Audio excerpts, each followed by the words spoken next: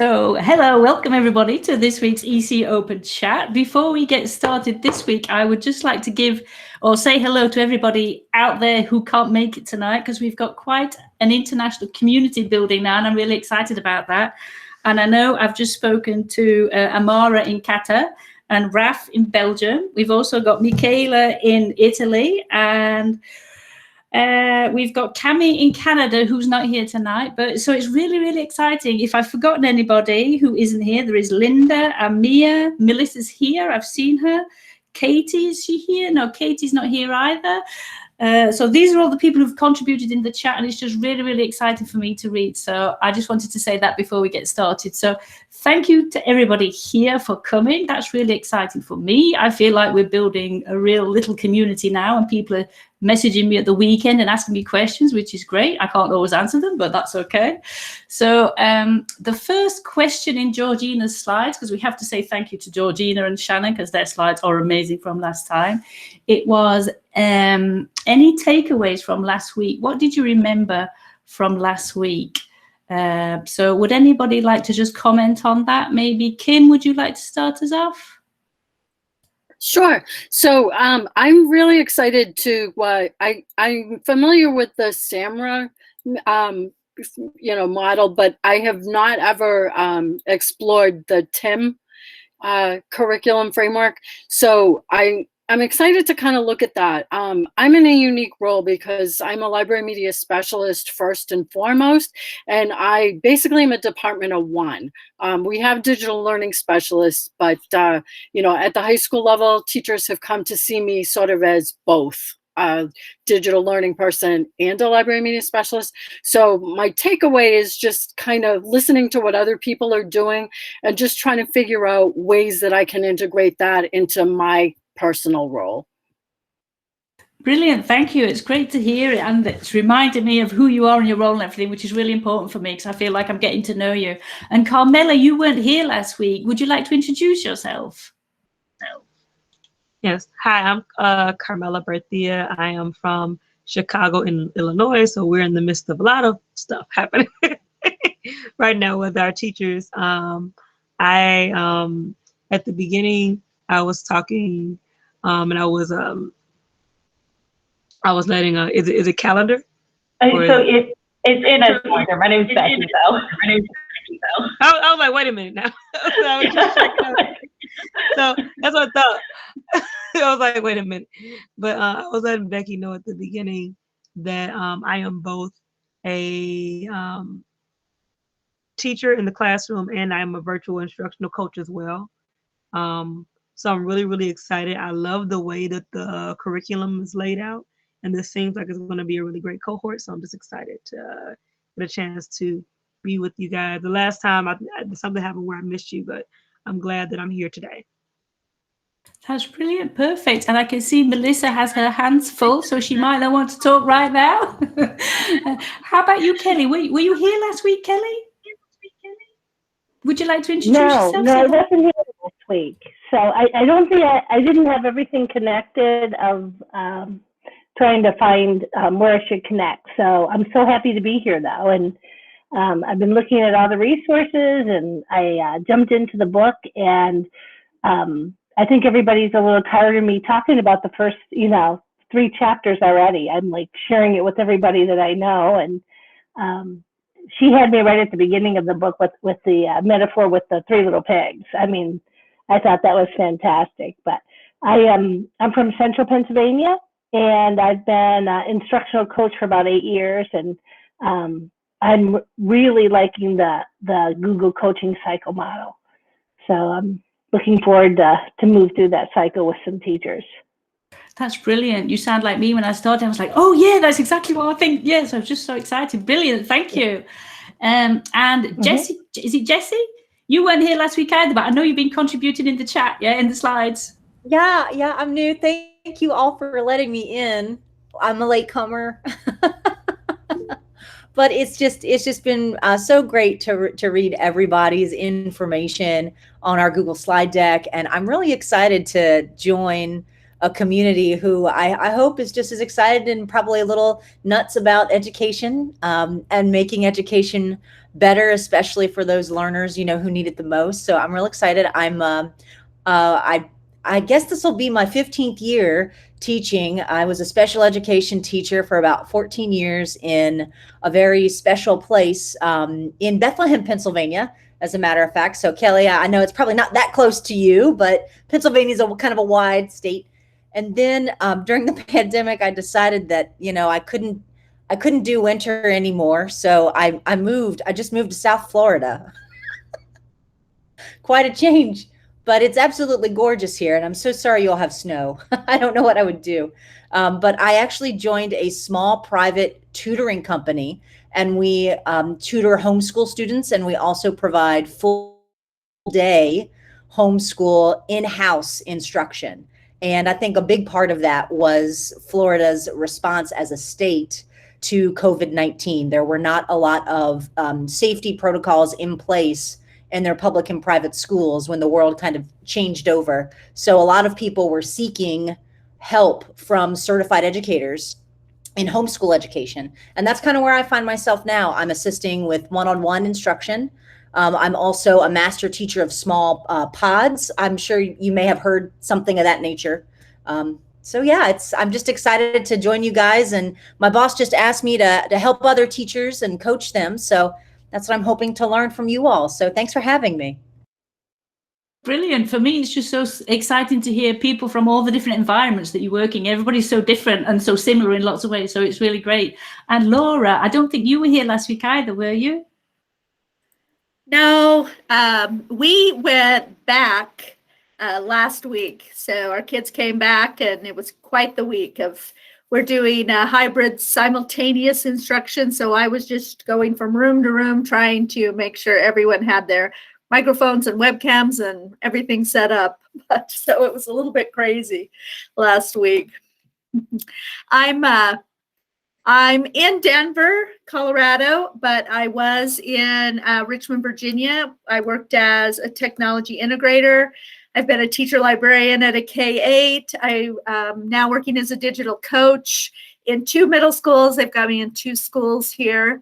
And I actually went to Jenny McGeara's session at ISTE 2 years ago. So I got to see her and have a gripe jam in person with her.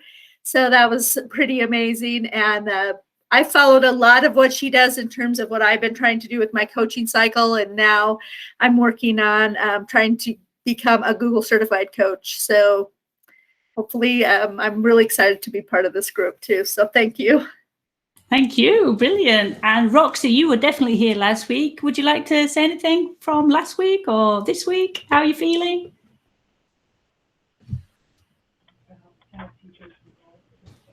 Yeah, hi, I'm just super excited to be back. I might be a little quieter because my office mate is also having a meeting.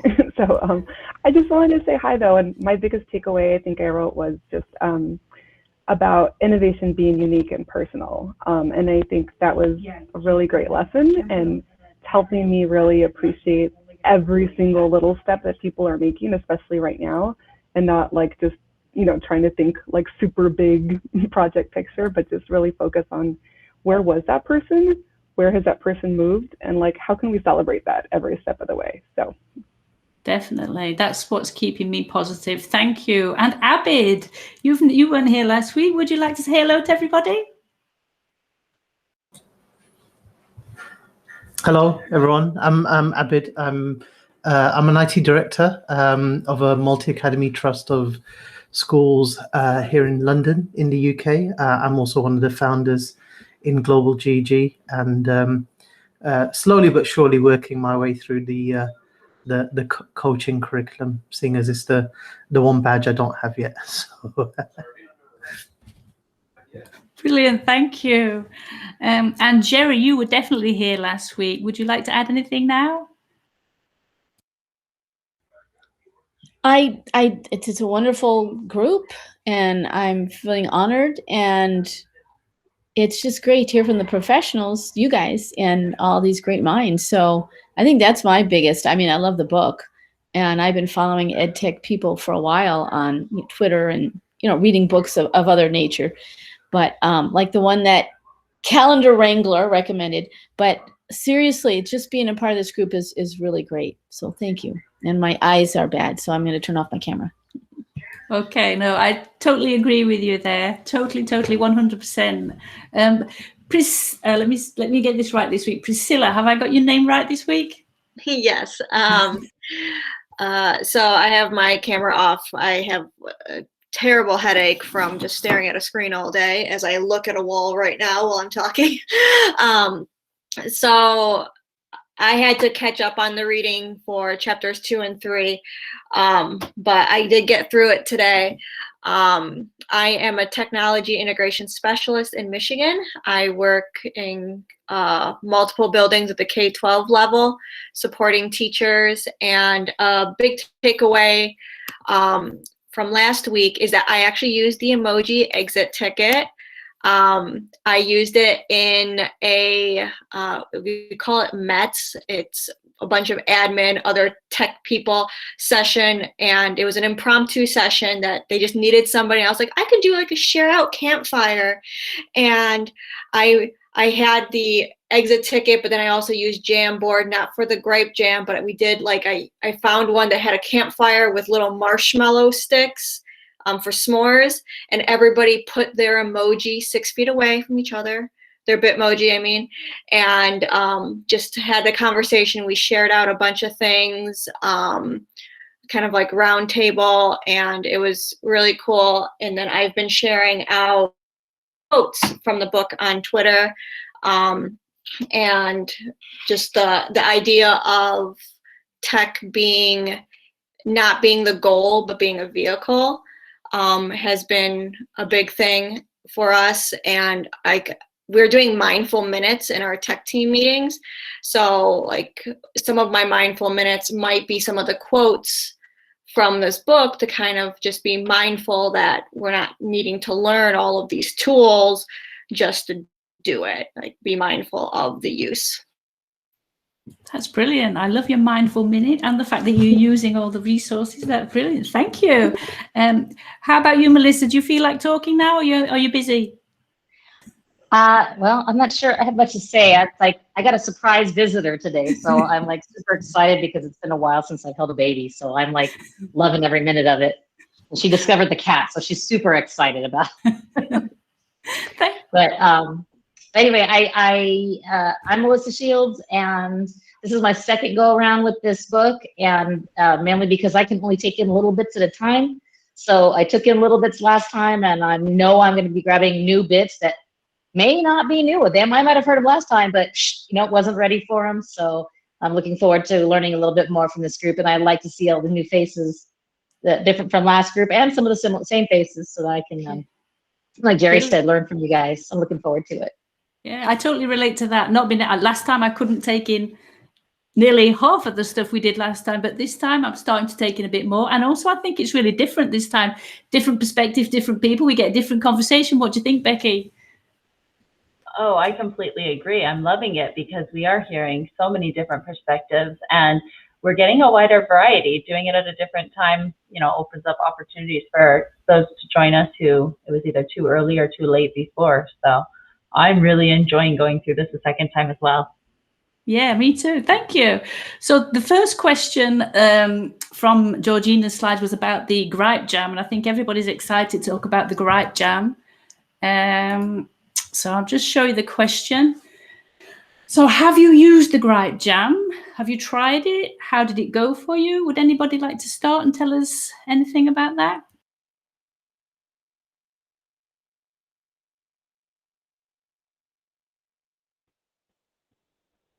I'll jump in to kick this off. I love the gripe jam activity. I've used it quite a few times. So not only with the easy open chat to try it out for the first time, but actually with a couple of schools in my district. And I just followed the slides that were provided. I found it to be really successful because I let teachers use their own platform. So they could use a Jamboard, and they didn't have to share the Jamboard with me unless they chose to, or they could use the sticky notes in front of them. Some people need to write it down. And so we did it completely virtually. It was successful, and it was nice for that first time I went to go meet with those educators who volunteered for a coaching cycle. We pulled up their top gripes, and they were able to go a little more in depth with me. We just had that starting point instead of meeting and being like, what's the problem? We had a nice starting point, and then later realized that they all actually intertwined, and it wasn't just like this specific issue, it was actually something deeper. So I really appreciate the method and process. Yeah, I really enjoyed it too when I did it. I've done it a couple of times now, and I really, really enjoyed it. I know that Jessie, in the slides you were talking about how you're hoping that it will help you to illuminate organizational needs. Do you want to tell us a little bit about that? Yeah, of course. My video is not working so well, so sorry. bear with me. Yeah, so right now, the organization that I just joined is not a traditional K-12 school, and they are just hiring new full-time teachers. New meaning first and second year teachers freshly minted from their teacher preparation programs. So these are teachers that haven't had the practice that some of the rest of us had at trying out different organizational structures just for the actual work itself.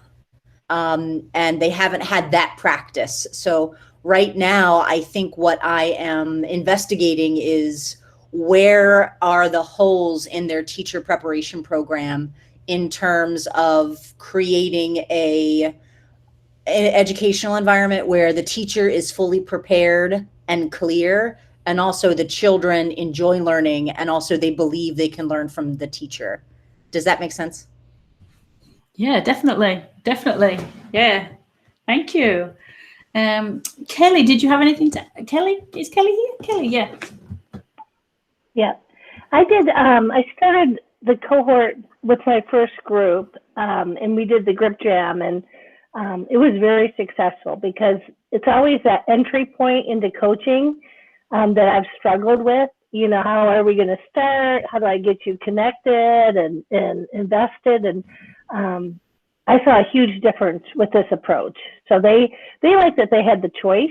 You know, I did provide some scenarios on different areas, and then you know, we went through the protocol just like it had it, and we used the Jamboard too, and they seemed more invested because, you know, they could choose what they wanted to work on, whether it was a challenge, professional growth, definitely, you know, more excitement and more engagement from the teachers. So yeah, really liked it. Brilliant. So important that they have the choice. I think they have the option. That it's their problem. Yeah. Priscilla, do you want to tell us what you were saying about in the slides, what you enjoyed? So I have not used the Grape Jam with teachers yet, but in the chat, like if you weren't here for the first meeting of the book study, we did participate in a Grape Jam. Was it this meeting? It was this meeting, right? Okay, yeah. I'm like, am I confusing this one with the like monthly meeting? Okay. Yeah. That's fine. That's fine. I think we were all there. Yeah. Yeah.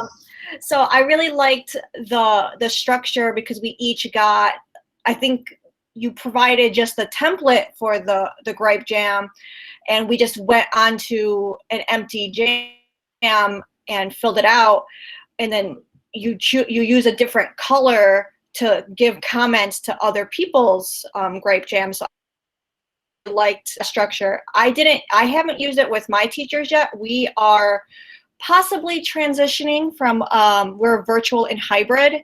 Our virtual students will stay the same, but our hybrid, as early as February 22nd, might be going to 5 days in person. Wow. So I'm just like, okay, maybe this is not a time to throw out this. They're going to be very angry. It's just going to be full of a bunch of Post-it notes. But yeah, I think this is something I would love to do at the beginning of the school year. Okay, interesting.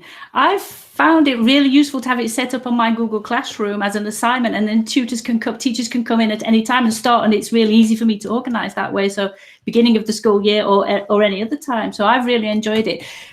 Excuse my Spanish, Gerardo, I can't pronounce your name. Would you like to introduce yourself? Hi, Francis. Hi. Gerardo is correct, but I am used to listen Gerardo or Gerardo, but don't worry about it. Gerardo is simple, slow, and I am here. I'm really happy. Hi, how are you, Francis, and how are everybody? It's really good to be here. I'm getting late, but I'm here now. What time is it there? Here it's 4:21 p.m. In the morning. Oh my God. Okay. No. Afternoon. Okay. Thank you for coming. Roxy, do you want to ask your question so everybody can hear you? Yeah, sure. I was talking over the Gripe Jam with a coworker, and they had asked me if there was a reason I had planned to do it as a collaborative Jamboard versus like a private one, where we'd make a copy for each teacher.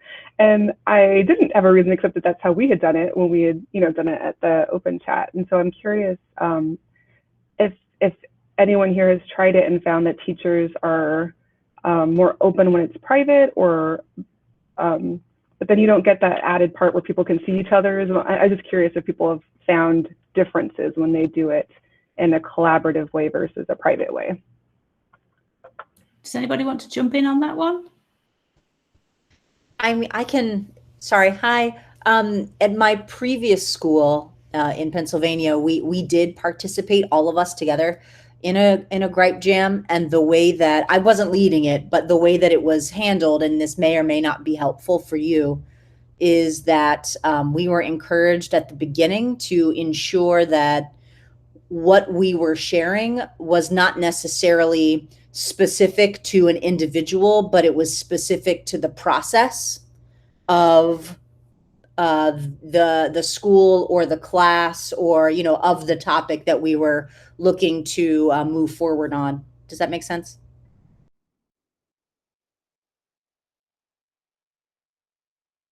Totally. I'm just thinking about the first time I did it. We were all virtual. I had two people. I set it up as a Google Classroom assignment, so they couldn't see each other's boards to start with, but they were talking to each other all the time and sharing ideas, and we didn't get through half of the scenarios because they had so many problems because we were all virtual, but it was just really, really successful, and the fact that they could talk about it, so it just worked really well like that. I mean, part of me wonders too, in these unprecedented educational situations that we all find ourselves in, if maybe having periodic Gripe Jams, perhaps one at the beginning of the year does make sense in a normal world, but part of me wonders if perhaps one in the middle of the year would be good, and then perhaps one at the end of the year. I don't know. Yeah. What do you think, Abid? It's half term next week here. Do you think we could have a Gripe Jam after half term?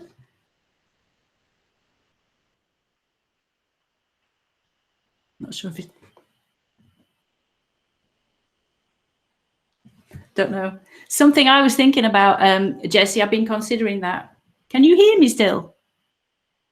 I can hear you. Yep, I hear you. Okay, that's right. I don't know. I can't hear very much, so I thought, okay, cool. Kim, would you like to add anything else on the Gripe Jam, or shall we move on to the next question now? I think we can move on. I actually haven't been able to do one. I'm still trying to figure out how to integrate that into my role. Okay, perfect. So the next question was question 2, and it was about why should we focus on pedagogy and not the tools? And there was lots of interesting things to say in the chat that people had. Roxy, would you like to start on that one?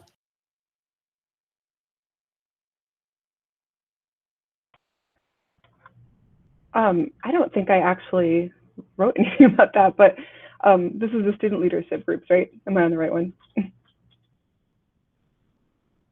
This is the one. Oh, sorry, I'm on the wrong question. It's my fault. I'm confusing you. My fault. It's late. There's my question too. Why is it so important to select a challenge that focuses on pedagogy instead of adaptive learning programs? And how might you incorporate bright spot celebrations into the action planning process? That was that question. Yeah, I think we talked about this a little bit in the last session, but just about focusing on really improving teaching and especially improving learning for students as opposed to just focusing on the tool. This is a weird situation right now because of where we're at and people being forced to use tools. So it's a little bit different, I think, because people's first kind of go-to is the substitution and, you know, can I just figure out how to do this thing I used to do in a virtual environment? So I'm hopeful that we're making some little steps, but I mean, I do think that's why it's important, because the last thing we want to do is just next year, if we have a chance to be in person, is just to have a bunch of digital worksheets, right? That's not where we want to be.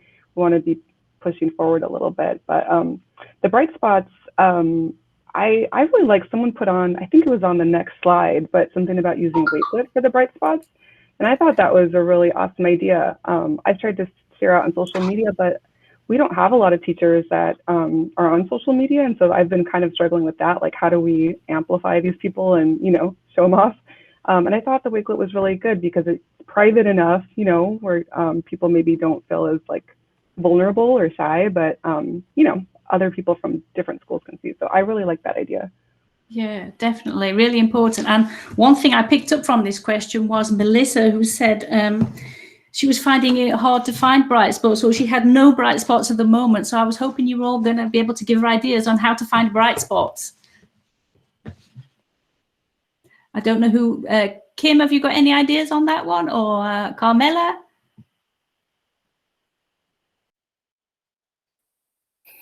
I do a weekly newsletter, and I add, and I just have my phone with me all the time. So I try to take a picture of something going well, you know, even like a screen like this, how a teacher is working with a different Web 2.0 tool, something that's happening in the classroom now that we're back in the classroom, just even just one little tiny thing, you know. I just had a teacher who finally figured out how to use Kahoot well, you know, online. So I try to highlight that. And I also keep that in a running Google slideshow. So then at the end of the year, I have a whole year's worth of examples. And sometimes we run that at an end of the year, you know, celebration or, you know, some kind of meeting, but it helps to have that just running. I like it because I think it gives other teachers ideas. It also gives a shout out to somebody who might be struggling. It also makes me look like, you know, maybe I want to work with that coach because she's going to do this and the admin are going to find out that I am really trying, you know. So I think it helps me on a lot of fronts. But publishing it and sending it out to the whole staff seems to, you know, be that little extra that makes my bright spots help me to get more clientele, right? More people that want to work with me as a coach. Yeah, brilliant. Laura, I really like that idea that, you know, finding what is working with teaching and also as a result of your coaching really does lend credibility, you know, to your activity as a coach. And I know that's probably coming later in the slides, but time, is this worth my time, is a really important question. And if we already have an answer to that, I feel like that's just one foot in the door, baby, you know? Yeah, definitely. We use a S'more for our newsletter. And if you use the paid feature of S'more, you can see when people click on things. So we have, we do 4 teacher shout outs a month in the S'more. And like, for example, February's, there was, we had 2 teachers that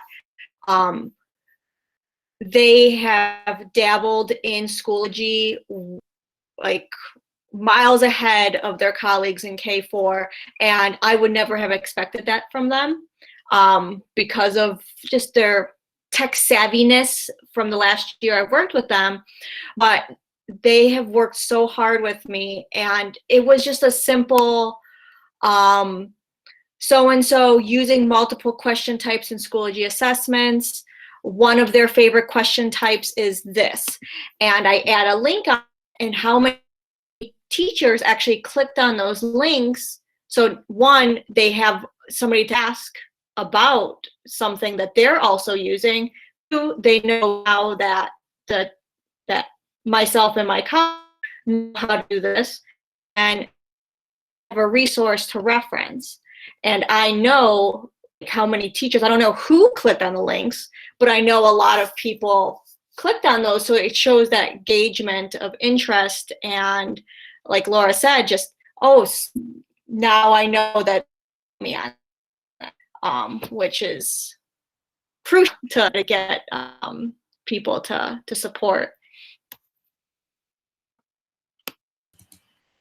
Yeah, thank you. That was one of my next questions was, you were talking about slides, Laura. How do you generally share the slides with people? Because one of the things I find is I don't want to bombard staff with too much stuff. So I just want, so you're using Smore. How else do you share? What are the best ways to share? I use Smore.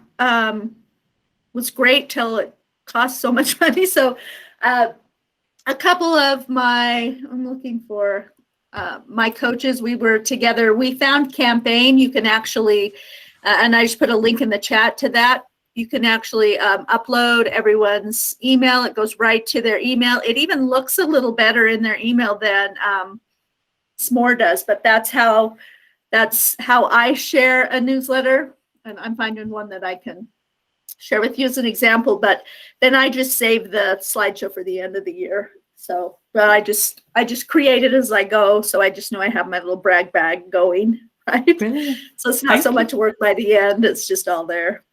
Thank you. How about you, Gerardo? Because I think you work in HE. How do you find sharing bright spots in HE? Well, I am trying to share now from with a Wakelet, and I am beginning with the process. Really, just I wrote in the chat, my biggest challenge is switch my last position.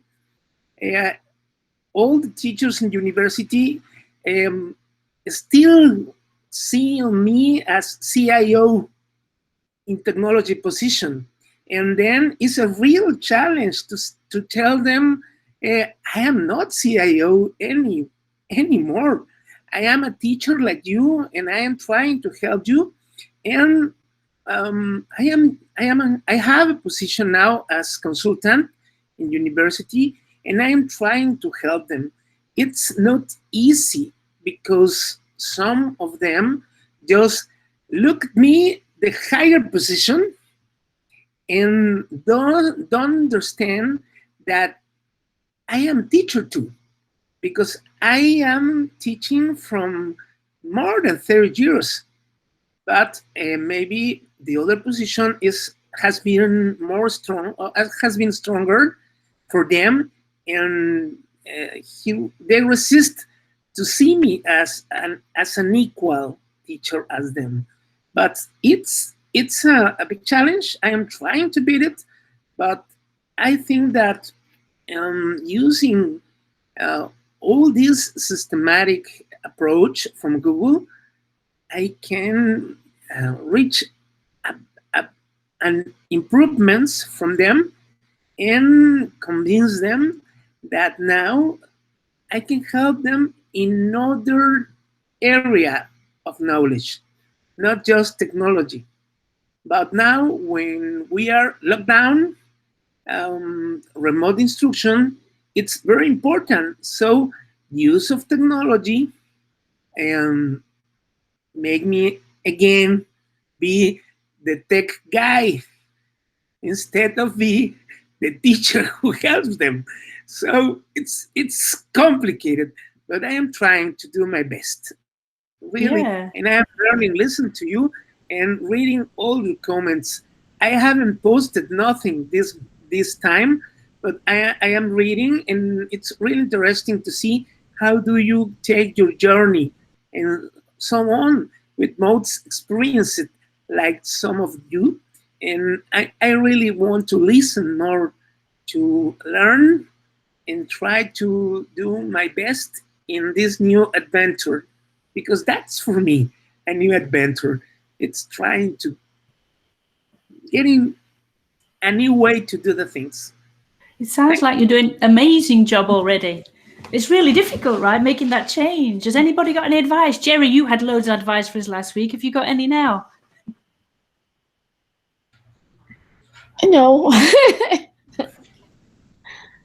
No, not yet. It's fine. Gerardo, you must have been a wonderful IT guy. If they keep asking you questions, you must be worth your weight in gold. Yeah, it's true. It's hard though, because he ends up wanting to do, all the roles. Yeah. It's an easy, but that's my new challenge. It's good to have a challenge, right? And you focus. Brilliant. Thank you.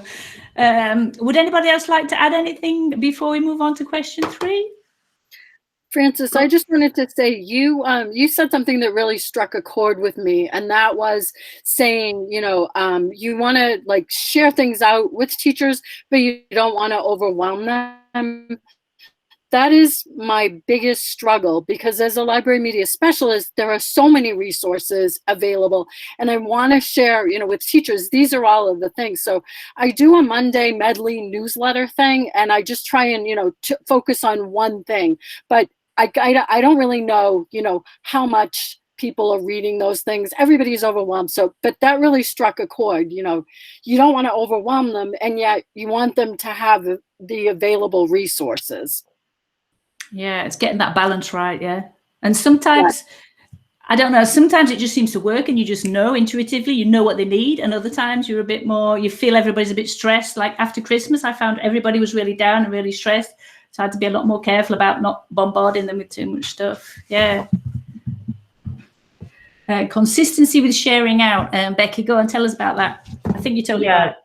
Yeah, that's something that I've kind of struggled with a lot, and because I do constantly find new resources, and then at some point I'm like, okay, I'm overwhelmed with all the newness, and there's no way, I can't send out an email to every teacher in the district every time something cool pops up.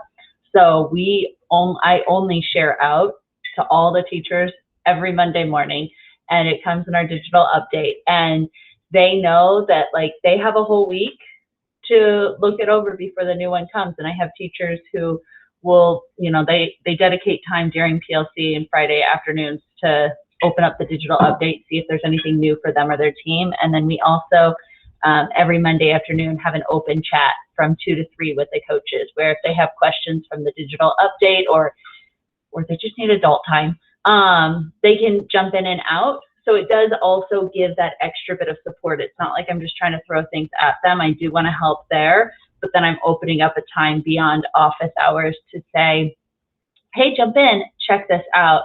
And our teachers seem to really appreciate that 2 to 3 time. We've had quite a few that'll come and just sit and listen, and they're like, I just need to hear adults for a little bit.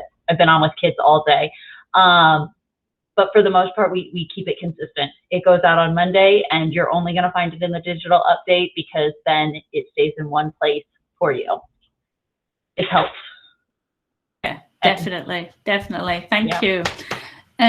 Shall we move on to the question about student leadership groups then? And I just wondered if anybody had any success with this. I know Shannon worked at it a lot before because she's put her resources in, and it's something that I tried at the beginning of this year, but there just wasn't time and it didn't really. So I wondered if anybody had any success with it or wanted to talk about their plans or what they would like to do. Go on, Jerry. I can see you're chatting in the chat.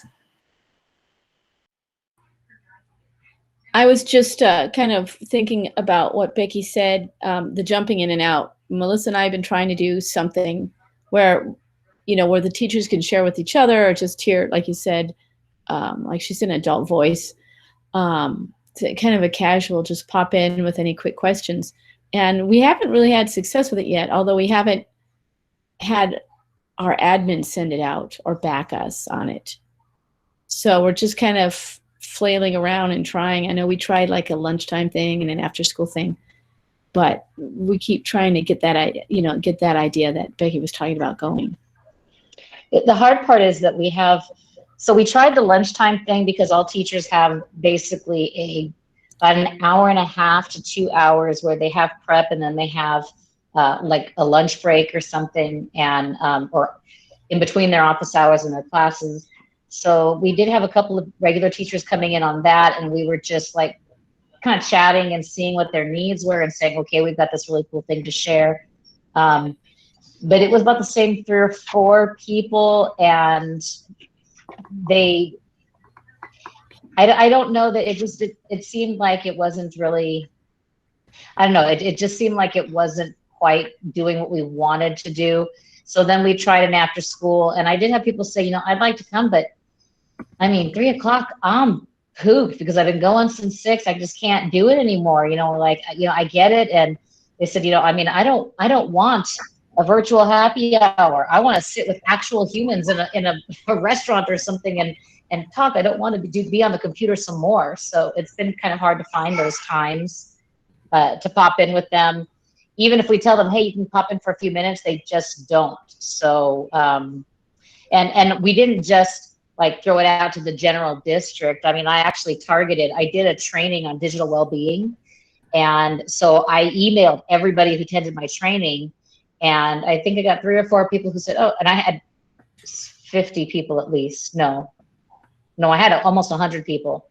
And I had 2 or 3 who said, oh yeah, that sounds great. 1 person showed up, and that was it, and it was only like a half-hour meeting. So, and that was like specific, they got specific emails. So I guess that's the hardest part for us, is trying to really encourage teachers to share with each other and give each other the support that maybe, but without it turning into the negative side of a gripe jam, So that's where I think our struggle was, is try to get people involved.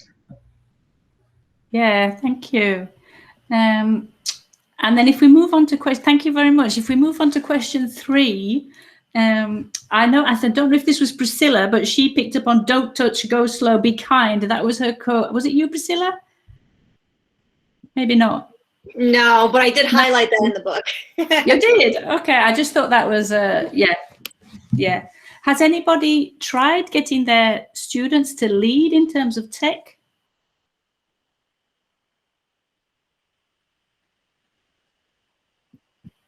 I don't have students anymore. I did have, when I used to be a tech teacher, I did have kind of like the tech helper. So I didn't have the don't touch, which I wish I was like, oh, that would have been perfect to like be one of the 3 rules, because they would want to just do it for the other kid. But I've been out of the classroom now for a year and a half. But I guess in the comments, I mentioned like our students, for a lot of us, is our teachers. And obviously I'm not going to like expect them not to touch something, but like we have a tech team. So in our K4 buildings, we have 5 buildings in our district at the K4 level, and you have to have a rep for each grade level. And then we might have like the principal or a media specialist like come in as well. So there's at least like 5 or 6 people plus the integrator, which is my position, in the tech team. So they're the leaders. So we're teaching them to hopefully teach their team the tool. So then we're touching more, not literally touching more teachers, but you know what I mean. Yeah. No, I just thought, like, whilst we're working virtually, I thought it would have been a great idea to get students in the classes to help one another, and they wouldn't have been able to touch while we're virtual. So that was what I was aiming for, but I've not managed it yet. Not really. Thank you. Well, at least with my, I'm sorry. No, so I know, like, so with my students, we do that in a way. I encourage everybody in the classroom kind of to help to troubleshoot. That's an encouragement every day. When we're logging in, so everybody's responsible for troubleshooting. And so, if somebody asks a question about something in the chat, I am not alone responsible for that. And I explain to them because, you know, I may be on another tab. So if I'm on another tab, it would really help if you're able to. And so they often do that. My students have gotten into, it's part of our classroom culture now for everybody to assist and troubleshoot with one another. If this isn't working in Pear Deck, then maybe you should try this. And if you can't find this assignment here, then let me help you with this link here and try to see if this link works. So they've done it from that point of view. They haven't done it like necessarily from the point of view of completely taking the reins and taking on that leadership, but they're doing it incrementally. They're getting more and more comfortable with it. So brilliant. Takes the stress off the teacher as well, right? Good, thank you. Anybody else want to comment on question 3? I'd like to. Yeah, so I wanted to piggyback off of what Carmela just said. I don't know how many of you have ever seen Stephanie Rothstein.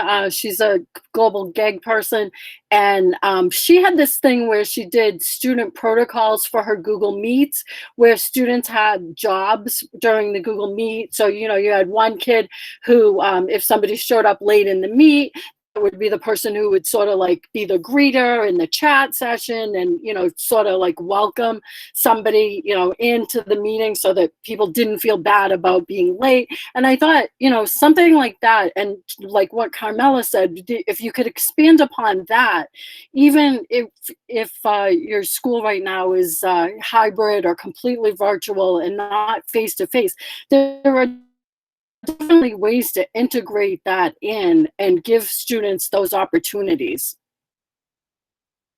Definitely. That's what I've been trying to promote with our teachers. I'm just quite slow going at the moment because, yeah, but yeah, really brilliant. Thank you. Anybody else want to comment on that before we move on? No? So let's move on to the next question then. So we're moving to question 4. This is all about digital citizenship, and I think you will all have a lot more ideas on this than me. So I will hand it over to whoever would like to start off. Go on, Jess. Jessie's typing in the chat. Would you like to talk for us? Oh, sure. About question number 4? Sure. I have to say that I know someone has already, a couple of you all have already talked about it in the resources grid, but Common Sense Media, such a huge win for my practice. Their curriculum is so very helpful, exceedingly clear. So when I need to differentiate for my learners with exceptionalities, you know, on both sides of the, you know, of the learning spectrum, it has been very, very easy. I mean, frankly, it makes me look amazing. So Common Sense Media, if you haven't checked it out, it's really wonderful. Thank you. Brilliant. I agree with that. And there are other sources too. There are quite a few. Checkology and the News Literature Project, and there are almost too many. So that's why Common Sense Media makes sense. But I have to admit that I really wished this at the beginning of this school year that our admin had said, look, really, you're going to take that first month. And besides a few, you know, tests to find out where your students are at the beginning of the year, you know, do these things. Really, let's do these things instead of diving into the curriculum just as though life was normal. And it kind of just chaps my eye that teachers are still, I don't have time for my kids to learn that, you know, or they don't know how to use the tools, or they don't understand, you know, privacy or even the critical thinking involved in, you know, is it true? I mean, and it all connects to Common Core standards, which they have to teach. So I really feel like if we had that statement coming down from admin to prioritize digital citizenship, and I feel like I harp on that too much, but that would be great because teachers are like, well, you know, that's nice, but I don't have time. And I don't get what they're missing about the future or about the present. So anyway, that's it. You know, I have to say, Jerry, what you say is so true. And I know a lot of you all are probably experiencing that in your environments too.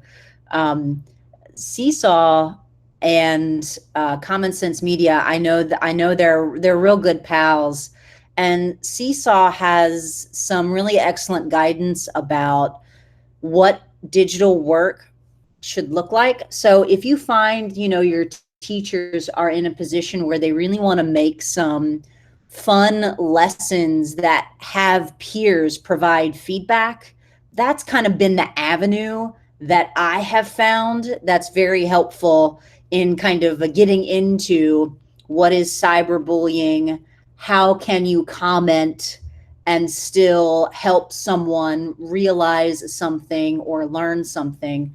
Having that component in many of the teachers' instruction, that leads them to ask for assistance. Hey, how do I fold this into my class, without it being a free-for-all? I don't know if that's helpful, but if there are teachers out there who are looking to create some permanent products where peer feedback is going to be important for that creative process, I mean, it's a nice excuse to touch on cyberbullying, commenting, and the like. And it would be so easy to just make that part of your ELA, right? It's not that complicated. I mean, our teachers are kind of afraid to have, or they don't think to have other students help each other or comment, and which is kind of disappointing. But that would be great. And even the teachers who don't use Seesaw or are afraid to have other students comment, we still have Class Dojo has resources, and Nearpod has the Common Sense Media lessons that you can just take it and use it as a Nearpod lesson. So, but I do wish, I love your point, Jessica, that they should comment on each other's and support each other. And that would be so powerful and engaging. So also working with, if you have certified library media specialists in your district, that's a place where, that is definitely part of the role. I think sometimes teachers sort of forget and still think that librarians still have that traditional role as keepers of the books, but really that's a lot of, what library media specialists are trained to do, is work with students and teachers on, those aspects of digital citizenship. So, just something to think about. I like it. Thank you. So loads of ideas. Let's move on to question 5, because we're running out of time and this is an important one. This is about possibilities of resistance during the coaching steps, or, I mean, no, I'll let you talk. I'll be quiet. I'll let you talk. Who would like to start? I'll turn my microphone off and you can go for it.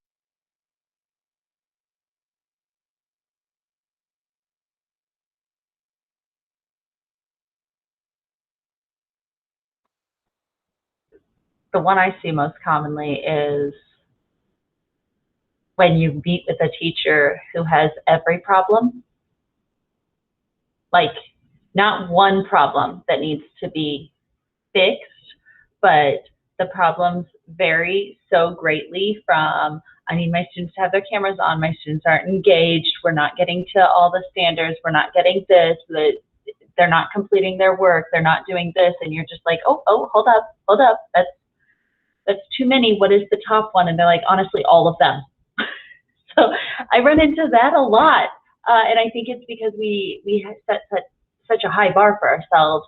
And in the classroom, we felt like we had a lot of these things down, and then virtually, it just seems like everything fell apart. So I run into that a couple of times, and I've actually started making choice boards.